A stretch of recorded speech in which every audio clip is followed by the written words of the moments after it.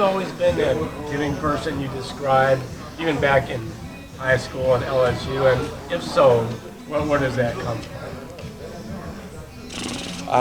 Probably comes from my mom and my pops as well. But my mom was always, she would give me, if we had food, she'd give me the last of her food. It just was something that I think I seen subconsciously growing up, and it's always been me. You know, I'll give you the last little Starburst if I had to. I wouldn't want to, but I'd give it to you. It's just how I've always been. I've always been, you know what I mean, giving. So, you were talking about not wanting to hurt the team with getting suspended or rejected. You were just talking about the like, what have you learned about what it takes to be a good teammate, in your time in the NFL to this point?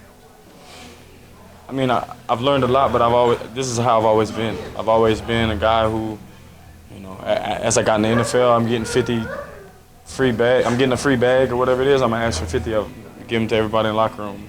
Last year I got everybody Tempur-Pedic beds. Like that's just how I am. I want to see my teammates, have what I have. So as far as being a teammate, I don't think anybody could ever look back and say something about me as a teammate. I was always very close with my teammates. And when you talk about opening things up, how much did you enjoy Jarvis going off? It just is something that I've been waiting, I've been waiting to see. I haven't. When we were on opposite teams, and I remember him, not being able to do everything that he wanted, and I told him, the day that I came here, I was like, that's not going to happen anymore. And if they're going to play like that, hopefully he goes, 2,000-yard season. That's what we want. I love seeing him catch the ball. Two plays that I regret in the game is he caught I think he caught an in route. He put a move on somebody, broke a few tackles, and he was just stumbling the whole way down the field. I was trying to lift him up, then go get a block, and then I just seen him kept stumbling, and then the one we came and we kind of were just running this way parallel, and he took off, and I couldn't quite get to pick up that block for him. Like, I still owe him a few blocks that he had for me in college. You talked about losing the earring, which obviously costs money. No, I didn't lose it. Oh, in Baltimore? Nah, I was just joking, really. Oh, okay. I thought you were serious. Yeah, no, I still had it. Did you get fined though? I mean, because that would be money lost. Yeah, but I said I was gonna say something about the fine. I think it's crazy. Probably shouldn't, but I know there's so much going on, the future coming up of the NFL and this and that, and I feel like the NFL finds ways to just take it if they're just gonna take it from you.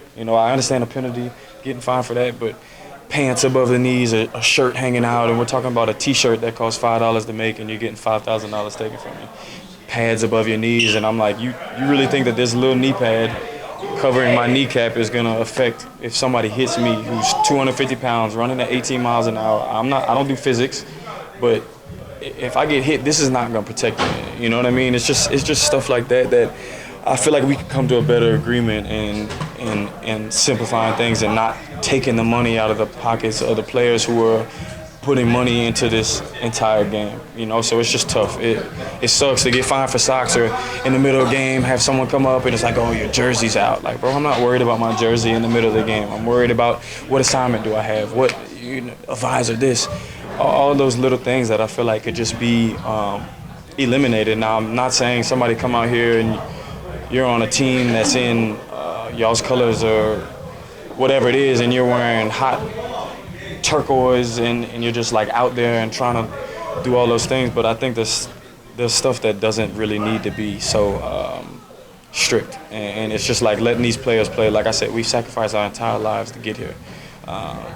Just let them play. You and Humphrey got penalized. J.C. Treader, Kenny Young. I told J.C. I'm gonna have to pay his fine because I didn't know that he got fined. I think it's.